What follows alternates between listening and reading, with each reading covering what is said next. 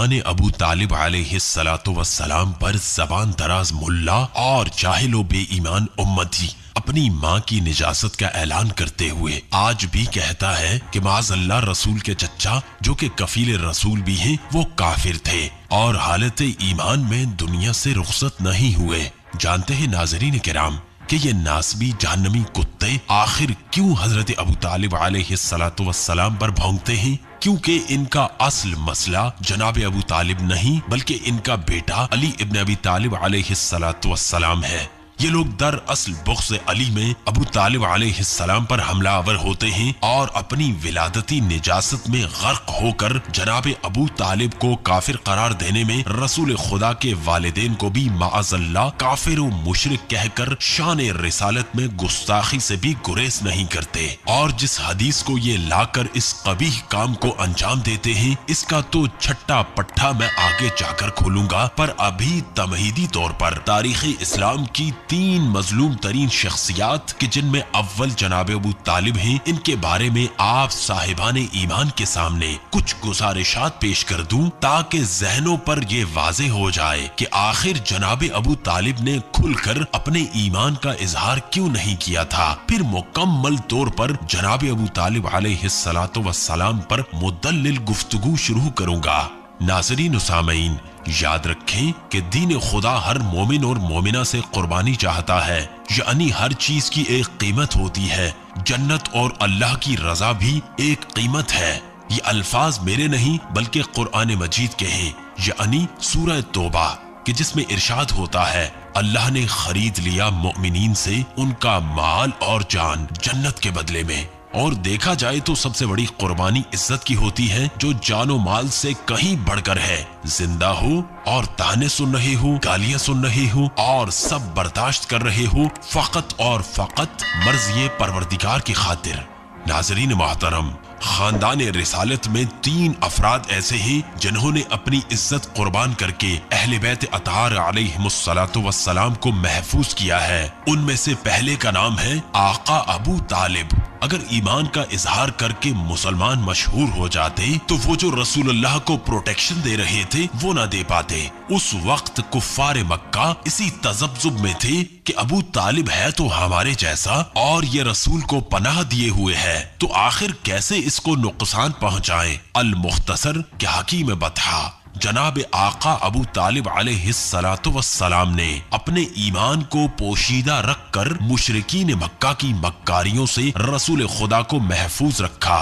ناظرین محترم، دوسری بڑی شخصیت ہے حضرت محمد حنفیہ۔ کربلا کے واقعے کے بعد یزیدیت کی ساری توجہ امام سجاد علیہ السلام کی جانب متوجہ تھی کہ اب یہ امام ہیں، لیکن محمد حنفیہ نے اعلان کر دیا کہ میں امام ہوں۔ اب یزید بڑا خوش ہوا کہ خاندان میں ہی پھوٹ پڑ گئی، یعنی سجاد کے مقابلے میں مجھے آنے کی ضرورت نہیں ہے کہ ان کے مقابلے میں تو خود ان کا چچا آ گیا ہے۔ تو ایسے محمد حنفیہ نے یزید کی ساری توجہ اپنی جانب مرکوز کر لی تاکہ امام سجاد علیہ السلام محفوظ ہو جائیں اور بھرپور انداز میں عزاداری سید الشہداء برپا کریں اور امامت کا کام جاری رکھیں۔ اور تیسری بڑی شخصیت ہے جناب جعفر طواب کی، جو کہ جھوٹے دعوی امامت کی وجہ سے تاریخ میں کذاب مشہور ہوئے۔ تو مومنین و مومنات، جب 11ویں امام کو جو زہر دے کر شہید کیا گیا تو اس سے ایک دن پہلے خلیفہ نے مکمل تسلی کی کہ 11ویں امام کی کوئی اولاد تو نہیں ہے۔ گھر میں خواتین بھیجی گئیں کہ یہ دیکھو کہ کہیں گھر میں کوئی اور عورت تو حاملہ نہیں، کیونکہ سب نے سن رکھا تھا کہ جب 12واں آئے گا تو ظالمین کا خاتمہ کرے گا، تو دیکھا جائے کسی عورت میں پیدائش کے آثار تو نہیں۔ اسی وجہ سے 10ویں امام نے بی بی نرجس خاتون کو گھر میں رکھا ہی نہیں، انہیں گھر کے تہہ خانہ میں اس طرح رکھا کہ ولادت امام مہدی کے وقت بی بی کو سامنے کے دروازے سے بھی اندر نہ بلایا گیا بلکہ حکیمہ خاتون کے گھر کے اندر سے بلایا گیا، اور جیسے ہی آئیں ویسے ہی فوراً بیسمنٹ میں بھیج دیا گیا اور ساری زندگی وہاں رہی اور وہیں انتقال ہوا۔ तो इमाम मेहदी को महफूज रखने के लिए जनाब जाफर तव्वाब ने 12वें इमाम होने का दावा किया और खलीफा को यकीन दिलाने के लिए उससे मुलाकातें भी करते थे और उससे पैसे भी लेते थे, ताकि उसे यकीन आ जाए कि ये वो वाला 12वां तो है ही नहीं जिसके बारे में रसूल अकरम कह गए और खलीफा को इससे कोई खतरा हो, यानी ये तो खलीफा से ताल्लुकात बनाता है और हर वक्त दरबार में आता जाता है। और नाज़रीन किराम, ये सिलसिला तकरीबन 10 बरस तक चलता रहा कि जाफर 12वां इमाम है। बहुत से शिया भी इनको इमाम मानने लगे कि 10वें के बेटे हैं, 11वें के भाई हैं। और जाफर तव्वाब ने कहा कि मेरा बड़ा भाई ला वलद था और उसकी कोई औलाद नहीं, चुनाचे सारी इंटेंशन अपनी जानिब करा ली। 10 साल गुजर गए और खलीफा भी मर गया। फिर उन्होंने बताया कि असल इमाम कौन है और ये मैंने दावा क्यों किया था। तो नाज़रीन गिरामी कद्र, ये था मुख्तसर तरीन तारुफ कि जनाब अबू तालिब अलैहिस्सलाम ने क्यों अपने ईमान को मुशरिकीन मक्का से मख्फी रखा, आखिर क्या हिकमत थी और जनाब अबू तालिब की तरह और कौन सी शख्सियात थी जिन्होंने अपने जद की सुन्नत पर अमल करते हुए अपनी इज्जत व आबरू दिफाए इमामत में कुर्बान कर दी। अब आगे बढ़ते हुए ईमान अबू तालिब अलैहिस्सलाम का दिफा करते हुए नासिबियों का कलेजा छलनी करता हूँ। या अली मदद। मोहतरम नाजरीन और सामाईन, जो शख्स भी तासुब को एक जानिब रखकर गैर जानिबदारी के साथ जनाब अबू तालिब अलैहिस्सलाम की हयात, रिसालत मआब सल्लल्लाहु अलैहि वसल्लम के लिए आपकी अजीम कुर्बानियों और तहफ़्फ़ुज़ इस्लाम के लिए आपके इखलास, जानिसारी और फिदाकारी का मुतालिया करे, वो कहने पर मजबूर हो जाएगा कि ये सीरत, ये कुर्बानियां और ये जज्बात किसी गैर मोमिन के नहीं हो सकते। लेकिन इन जाहिल उम्मतियों का क्या, जिनका ईमान तो कुजा, इनकी पैदाइश भी मशकूक है, जो कभी रसूल को अपने जैसा कहकर शान रिसालत में गुस्ताखी करते हैं, तो कभी ये कहकर माअज़ल्ला सुम्मा माअज़ल्ला कि रसूल अकरम को पढ़ना लिखना नहीं आता था, और न जाने कितने खुराफात सही का टाइटल देकर लताइफ बुखारी और मुस्लिम वगैरह में दर्ज हैं। तो इसी मुबय्यना सही से एक रिवायत जो हर नासिबी बुग़्ज़ अली में जनाब अबू तालिब अलैहिस्सलाम की शान में गुस्ताखी करते हुए जरूर पेश करता है, वो हदीस ज़हज़ाह कहलाती है, जिसका मतन कुछ यूं है कि एक शख्स ने रसूल अल्लाह के पास जनाब अबू तालिब को याद किया तो रसूल अल्लाह ने फरमाया, मुझे उम्मीद है कि मेरी शफाअत क़यामत के रोज उनके लिए मुफीद हो। वो आग के जरिए उबले हुए पानी में करार पाएंगे और पानी इनके टखनों तक पहुंचेगा और वहां से इनके मग़ज़ तक को उबाल देगा। नाज़रीन ज़ीवक़ार, हदीस ज़हज़ाह के बारे में जितनी भी रिवायात अहले सुन्नत हैं, इन सब में रावी मुग़ीरा बिन शअबा है, जो कि अहले बैत अतहार अलैहिमुस्सलातु वस्सलाम का खुला दुश्मन था, जिसके बारे में कुतुब अहले सुन्नत में रिवायत है कि एक मर्तबा इसने शराब नोशी की और जब नशा चढ़ गया तो किसी ने पूछा, बनो हाशिम की इमामत के बारे में तुम्हारी क्या राय है? तो उसने कहा, खुदा की कसम, मैं कभी भी किसी हाशिमी के लिए खैर व खूबी नहीं चाहता। नाज़रीन मोहतरम, मुग़ीरा अलावा अजीम फासिक शख्स था। यही वो मुग़ीरा है जिसके बारे में इमाम इब्ने असीर हदीस नक़ल करते हैं कि रसूल खुदा ने मुग़ीरा बिन शअबा के बारे में फरमाया, कबीला सक़ीफ से एक झूठा और कातिल शख्स बरामद होगा। हवाला इब्ने कसीर अल बिदाया व निहाया, जिल्द नंबर 6, सफ़हा नंबर 265। अहले सुन्नत आलिम इब्ने अबील हदीद लिखते हैं कि मुहद्दिसीन और मुफस्सिरीन का कहना है कि हदीस ज़हज़ाह को सब ने एक ही शख्स से नक़ल किया है और वो शख्स मुग़ीरा बिन शअबा है, जिसका बुग़्ज़ बनु हाशिम बिलखुसूस अली अलैहिस्सलाम की निस्बत मशहूर और मालूम है। हवाला इब्ने अबील हदीद शरह नहजुल बलागा, जिल्द नंबर 14, सफ़हा नंबर 70। नाज़रीन, इमाम इब्ने असाकिरा मुग़ीरा के बारे में लिखते हैं कि जब मुआविया बिन अबी सुफियान ने बगावत का अलम उठाया और अली और मुर्तज़ा अलैहिस्सलातु वस्सलाम के साथ जंग छेड़ी, तो मुग़ीरा ने हज के मौका पर लोगों को मुआविया की अताअत गुजारी की दावत दी। हवाला इब्ने असाकिर तारीख़ दमिश्क, जिल्द नंबर 43, सफ़हा नंबर 60। अहले सुन्नत आलिम इब्ने अबील हदीद ने कई दीगर मकामात पर इसका तज़किरा किया है। कुछ मुलाहिज़ा फरमाइए। جناب علی المرتضیٰ علیہ السلام نے مغیرہ کے بارے میں فرمایا، وہ ایسا شخص ہے جو حق کو باطل کے ساتھ مخلوط کر دیتا ہے، اور فرمایا اس کے اسلام لانے کا سبب فسق و فجور تھا، اور وہ حیلت و مکاری جو اس نے اپنی قوم کے افراد کے ساتھ روا رکھی تھی، وہ انہیں قتل کرنے کے بعد فرار ہو کر مدینہ پہنچا اور اسلام کا اظہار کیا۔ حوالہ ابن ابی الحدید شرح نہج البلاغہ جلد نمبر 4 صفحہ نمبر 80۔ ناظرین محترم، تو یہ حقیقت ہے اس حدیث کی کہ جس میں ایمان ابو طالب علیہ السلام پر سوال اٹھائے گئے۔ نہ جانے پھر ایسے شخص سے بخاری و مسلم میں حدیث لینے کی کیا ضرورت تھی جو اسلام اور اہل بیت رسول کا کھلا ہوا دشمن تھا۔ اس کا جواب ہمیں اہل سنت برادران دے۔ محترم ناظرین و سامعین، ایک انتہائی اہم نقطہ جو اس حدیث کو بنا رجال کے ہی رد کرنے کے لیے کافی ہے، بلکہ وہ تمام روایات جو صحیحین میں جناب ابو طالب علیہ السلام کی شان اقدس میں گستاخی پر درج ہیں، ان میں ایک بات کامن ہے، اور وہ یہ کہ رسول اکرم نے بارہا کہا کہ میری شفاعت سے ان کے عذاب میں تخفیف ہوگی، جبکہ اہل سنت اور اہل تشیع کا اس بات پر اجماع ہے کہ رسول اللہ کی شفاعت کسی مشرک و کافر کو قطعاً نصیب نہیں ہوگی۔ شفاعت تو محض امت کے گنہگاروں سے مخصوص ہے۔ تو اب ہمیں اہل سنت برادران بتائیں کہ اگر رسول اللہ نے حضرت ابو طالب علیہ السلام کے لیے شفاعت طلب کی جیسا کہ لکھا گیا ہے، تو پھر وہ کافر و مشرک کیسے ہوئے؟ یا تو یہ مانو کہ نعوذ باللہ رسول اللہ سے غلطی ہوئی اور خود کافر ہو جاؤ، یا پھر تمہیں ماننا پڑے گا کہ ابو طالب علیہ السلام حالت ایمان میں اس دنیا سے رخصت ہوئے۔ جناب علی، اب ذرا رسول خدا کا ام المؤمنین جناب خدیجۃ الکبریٰ صلوات اللہ علیہا سے، جو کہ جناب آقا ابو طالب علیہ السلام سے نکاح پڑھایا، اس کا متن پیش خدمت ہے۔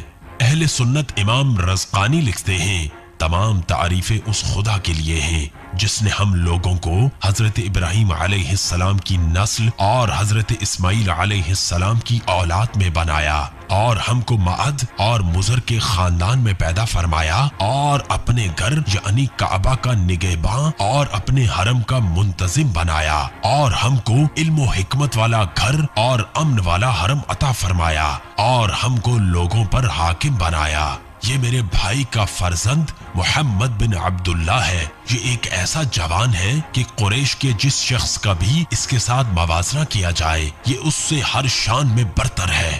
ہاں، مال اس کے پاس کم ہے، لیکن مال تو ایک ڈھلتی ہوئی چھاؤں ہے اور عدل بدل ہونے والی چیز ہے۔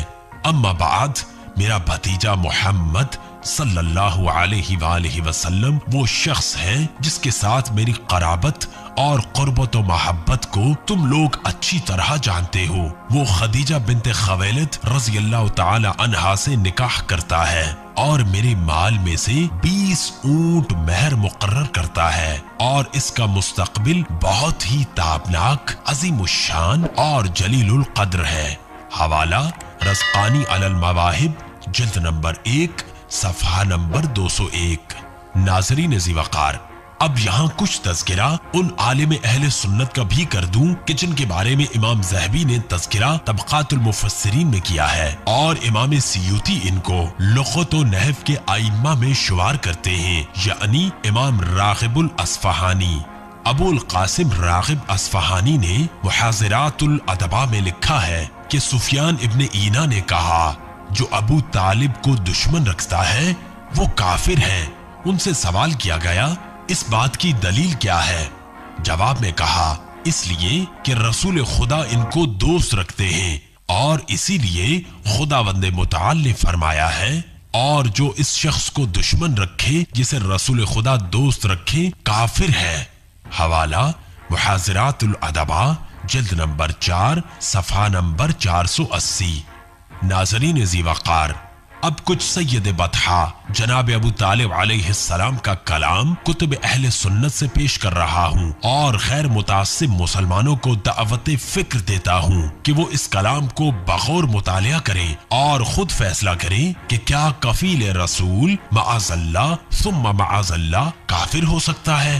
جناب علی، امام ابن حشام اپنی کتاب سیرت النبوہ میں حضرت آقا ابو طالب علیہ السلام کا کلام کچھ یوں نقل کرتے ہیں: کیا نہیں جانتے ہم نے حضرت محمد مصطفیٰ کو حضرت موسیٰ کی مانند پیغمبر پایا، اور ان کا نام اور ان کی نشانی آسمانی کتابوں میں آئی ہے۔ خدا کی مخلوقات کو ان سے ایک خاص محبت ہے، اور جس کی محبت خدا نے لوگوں کے دلوں میں ودیعت کی ہے، اس پر ستم روا نہیں رکھا جا سکتا۔ حوالہ ابن حشام السیرۃ النبوہ دار المعارفہ جلد نمبر 1 صفحہ نمبر 352۔ امام ابن حدید نے اپنی کتاب میں جناب ابو طالب علیہ السلام کا یہ کلام پیش کیا ہے کہ اے لوگو، تم گواہ رہو کہ میں رسول خدا احمد کے دین پر ثابت قدم ہوں، اور ہرگز اس دین کو نہیں چھوڑوں گا، کیونکہ میری اس دین کی جانب رہنمائی کی گئی ہے۔ حوالہ ابن ابی الحدید شرح نہج البلاغہ جلد نمبر 2 صفحہ نمبر 278۔ ناظرین محترم، اب میرا سوال ہے ان سے جن کو کہتے ہیں ناصبین۔ تو ناصبیوں، دیکھ لو کہ کس طرح جناب ابو طالب علیہ السلام تجدید ایمان فرما رہے ہیں۔ خیر، آگے چلتے ہیں۔ امام ابو یعلی اپنی مسند میں یہ روایت نقل کرتے ہیں جس کے اسناد کو قوی لکھا ہے۔ ملاحظہ فرمائیے، عقیل ابن ابی طالب کہتا ہے کہ قریش کے بعض لوگ حضرت ابو طالب کے پاس آئے اور کہا، تمہارے بھائی کا بیٹا مسجد اور ہمارے اجتماع کی جگہ پر ہمیں تنگ کرتا ہے، اس سے کہو کہ وہ ہمیں اذیت نہ کرے۔ جناب ابو طالب نے فرمایا، اے عقیل، محمد کو میرے پاس بلاؤ۔ عقیل کہتا ہے کہ میں نے محمد کو وہاں بلایا تو ابو طالب نے فرمایا، اے میرے بھائی کے بیٹے، تمہارے چچا کے بیٹے گمان کرتے ہیں کہ تم ان کو اذیت کرتے ہو، بس ایسا دوبارہ نہ کرو۔ پھر رسول خدا نے آسمان کی جانب دیکھ کر فرمایا، کیا تم لوگ سورج کو دیکھ رہے ہو؟ سب نے کہا ہاں۔ پھر فرمایا، میں جو کچھ آپ لوگوں کی خاطر لے کر آیا ہوں اس کو ترک نہیں کر سکتا، حتیٰ اگر اس سورج کے شعلے کو ہی میرے لیے کیوں نہ لے کر آؤ۔ یہ سن کر جناب ابو طالب نے فرمایا، میرے بھائی کا بیٹا جھوٹ نہیں بول رہا، بس تم لوگ یہاں سے چلے جاؤ۔ حوالہ ابو یحییٰ الموصلی التمیمی احمد بن علی بن مسنی المتوفى 307 ہجری۔ امام ابن اثیر بھی جناب ابو طالب علیہ السلام کا قول نقل کرتے ہیں کہ آپ نے فرمایا، بیت اللہ الحرام کے خدا کی قسم، ہم رسول خدا کو تمہارے حوالے نہیں کریں گے، حتیٰ جتنا بھی تم لوگ ہم پر دباؤ ڈالو اور مشکلات کو زیادہ کر دو۔ حوالہ ابن کثیر الدمشقی ابو الفدا اسماعیل بن عمر القریشی المتوفى 774 ہجری، البدایہ والنہایہ جلد نمبر 3 صفحہ نمبر 310۔ ابن ابی الحدید لکھتے ہیں کہ اگر ابو طالب اور ان کے فرزند علی نہ ہوتے تو دین کو ستون بپا نہ ہوتا۔ جناب ابو طالب علیہ السلام نے مکہ میں دین کو پناہ دی اور ان کی حمایت کی، اور علی نے مدینہ میں دین کے کبوتر کو اڑنے کے قابل بنایا۔ جناب ابو طالب علیہ السلام نے ایک کام کا آغاز کیا، اور جب رخصت ہوئے تو علی ابن ابی طالب علیہ السلام نے اس کو سرانجام تک پہنچایا۔ جناب علی، اب کچھ بات اس جانثاری کی ہو جائے جو تحفظ رسول میں حضرت ابو طالب علیہ السلام نے پیش کی۔ ملاحظہ فرمائیے، ابن حشام لکھتے ہیں، تاریخی روایات سے ظاہر ہوتا ہے کہ جناب ابو طالب علیہ السلام نے قریش کے دباؤ، سازشوں، دھونس، دھمکیوں اور ان کی جانب لا حق خطرات کے مقابلے میں رسول اکرم کی بے شائبہ اور بے دریغ حمایت جاری رکھی، گو کہ ابو طالب علیہ السلام کی عمر رسول اللہ صلی اللہ علیہ وآلہ وسلم کی بعثت کے وقت 75 برس ہو چکی تھی، تاہم انہوں نے ابتدا ہی سے آپ صلی اللہ علیہ وآلہ وسلم کی حمایت اور ہمراہی کو ثابت کر کے دکھایا۔ انہوں نے قریش کے عمائدین سے باضابطہ ملاقاتوں کے دوران رسول خدا کی غیر مشروط اور ہمہ جہت حمایت کا اعلان کیا۔ حوالہ سیرت ابن حشام جلد نمبر 1 صفحہ نمبر 172 تا 173۔ ابن حشام مزید رقم تراز ہیں جسے امام بلازری نے بھی رقم کیا ہے۔ ایک مرتبہ قریشیوں نے کہا، اے ابو طالب، रसूल खुदा को हमारे हवाले करें ताकि हम उन्हें कत्ल करें। हम उनके बदले मक्का का इंतहाई खूबसूरत जवान अम्मारा इब्ने वलीद महसूमी आपके सुपुर्द करेंगे। तो मोमिने कुरैश ने जवाब दिया, अच्छा तो तुम मेरा बेटा मुझसे लेकर कत्ल करोगे और मैं तुम्हारे बेटे को पालूंगा, खिलाऊंगा और पिलाऊंगा। इसके बाद जनाब अबू तालिब अलैहिस्सलाम ने कुरैशियों पर लअनत व मलामत की और उन्हें धमकी दी कि अगर रसूल अल्लाह के खिलाफ अपनी साजिशों से बाज न आए तो तुमको हलाक कर दिया जाएगा। हवाला सीरत इब्ने हिशाम जिल्द नंबर 1 सफहा नंबर 173, अंसाबुल अशराफ जिल्द नंबर 1 सफहा नंबर 31। इमाम हिल्बी जनाब अबू तालिब अलैहिस्सलाम की तौसीफ कुछ इस तरह बयान करते हैं। अबू तालिब अलैहिस्सलाम ने अपने वालिद माजिद हजरत अब्दुल मुत्तलिब इब्ने हाशिम अलैहिस्सलाम की मानिंद शराब नोशी को अपने ऊपर हराम किया हुआ था। हवाला सीरत हिल्बी जिल्द नंबर 1 सफहा नंबर 184। नाजरीन, तबकात इब्ने साद में इब्ने हशाम ने लिखा कि हजरत अबू तालिब अलैहिस्सलाम रसूल खुदा सल्लल्लाहु अलैहि वसल्लम को खास तवज्जो देते थे और आप सल्लल्लाहु अलैहि वसल्लम पर अपने बेटों से ज्यादा एहसान करते थे। बेहतरीन ग़िज़ा आप अलैहिस्सलाम के लिए फराहम करते थे और आप सल्लल्लाहु अलैहि वसल्लम का बिस्तर अपने बिस्तर के साथ बिछाते थे और आपको हमेशा साथ रखने की कोशिश फरमाया करते थे। हवाला तबकात इब्ने साद जिल्द नंबर 1 सफहा नंबर 119। अब जरा मशकूकुल नस्ब नासिबी जनाब अबू तालिब अलैहिस्सलाम की वक्त वफात आपकी वसीयत मुलाहिजा फरमाए, जो किसी शिया किताब में नहीं बल्कि अहले सुन्नत की मोतबर तारीखी किताबों में दर्ज है। पहली वसीयत आका अबू तालिब अलैहिस्सलातु वस्सलाम। जब हजरत अबू तालिब अलैहिस्सलाम का आखिरी वक्त हुआ और कुरैश के इमायतीन इनके गिर्द जमा हुए तो आप अलैहिस्सलातु वस्सलाम ने इन्हें वसीयत की और फरमाया, ए गिरोह कुरैश, तुम खल्कुल्लाह में खुदा की बरकजीदा कौम हो। मैं तुम्हें मोहम्मद सल्लल्लाहु अलैहि वसल्लम के बारे में नेकी की वसीयत करता हूँ, क्योंकि वो कुरैश के अमीन और आलमुल अरब में सादिक तरीन, सबसे ज्यादा सच्चे और रास्तबाज फर्द हैं। आप सल्लल्लाहु अलैहि वसल्लम इन तमाम सिफात महमूदा के हामिल हैं जिनकी मैंने तुमको तलकीन की है। वो हमारे लिए ऐसी चीज लाए हैं जिसको कल्ब कबूल करता है, जबकि दूसरों की मलामत के खौफ से जबान इसका इनकार करती है। खुदा की कसम, गोया मैं देख रहा हूँ कि हत्ता देहातों और गिरतो निवाह के लोग और लोगों के पसमानदा तबकात आप सल्लल्लाहु अलैहि वसल्लम की दावत कबूल करते हैं और आपके कलाम की तस्दीक करते हैं और आपके अम्र यानी नबुव्वत और रिसालत की तकरीम और ताज़ीम करते हैं। ऐ गिरोह कुरैश, मोहम्मद सल्लल्लाहु अलैहि वसल्लम तुम्हारे बाप के फर्जंद हैं, लिहाजा आप सल्लल्लाहु अलैहि वसल्लम के लिए यारो यावर और आपकी जमाअत के लिए हामी और नासिर बनो। खुदा की कसम, जो भी आप सल्लल्लाहु अलैहि वसल्लम के रास्ते पर गामजन होगा वो हिदायत पाएगा और जो भी आपकी हिदायत कबूल करेगा शहादत तो खुशबख्ती पाएगा। और अगर मेरी मौत में ताखीर होती और मैं जिंदा रहता तो आप सल्लल्लाहु अलैहि वसल्लम को दरपेश तमाम मुश्किलात बदस्तूर जानो दिल से कबूल करता और बलाओं और मसाइब के सामने बदस्तूर आपका तहफ़्फ़ुज़ करता। हवाला जात अल-कलाइयुल उंदलिसी जिल्द नंबर 1 सफहा नंबर 295, अस्सालिही अश-शामी सिबलुल हुदा वर्रिशाद फी सीरत खैरुल इबाद जिल्द नंबर 2 सफहा नंबर 429, अल-हिल्बी अस्सीरत हिल्बिया जिल्द नंबर 2 सफहा नंबर 49, अल-आसिमी अल-मक्की जिल्द नंबर 1 सफहा नंबर 394। नाज़रीन गिरामी कद्र, अब आखिर में तमाम बद ईमान नासिबियों के सामने नासिर रसूल जनाब अबू तालिब अलैहिस्सलाम की वफात का अहवाल पेश कर रहा हूँ और जतलाना चाह रहा हूँ कि देखो बद नसब व नसीब नासिबियों कि जनाब अबू तालिब अलैहिस्सलाम की वफात पर तुम्हारा रसूल किस हाल में है और क्या फरमा रहा है।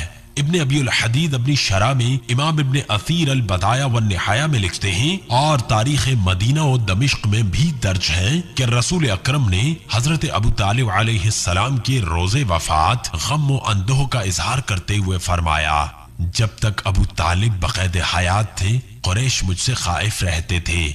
حوالہ ابن ابی الحدید شرح نہج البلاغہ جلد نمبر 14 صفحہ نمبر 65 تا 84، تاریخ مدینہ و دمشق جلد نمبر 66 صفحہ نمبر 339، ابن قصیر البدایہ والنہایہ جلد نمبر 3 صفحہ نمبر 164۔ رسول خدا نے حضرت خدیجہ الکبریٰ سلام اللہ علیہا اور جناب ابو طالب علیہ السلام کے سال وفات کو عام الحزن یعنی غم کا سال قرار دیا۔ حوالہ متاع الاسماء جلد نمبر 1 صفحہ نمبر 45۔ ناظرین ذی وقار، آخر میں بس اتنا کہیں گے کہ اے بطحہ یعنی مکہ کے سردار اور اس کے سردار کے بیٹے، آپ پر سلام۔ اے کعبہ بننے کے بعد اس کے وارث، آپ پر سلام۔